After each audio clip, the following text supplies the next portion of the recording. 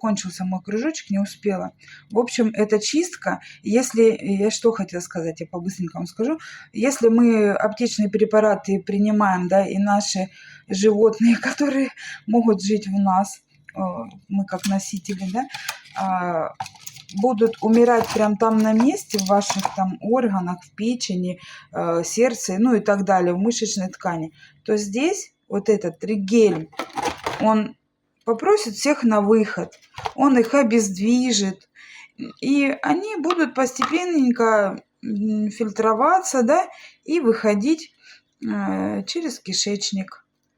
Вот, да, я на себе, я когда-то уже пропивала, может, год-полтора назад, а сейчас я решила прям конкретно заняться. Для чего мне это нужно? Для того, чтобы мой кожный покров, моя микрофлора почистилась.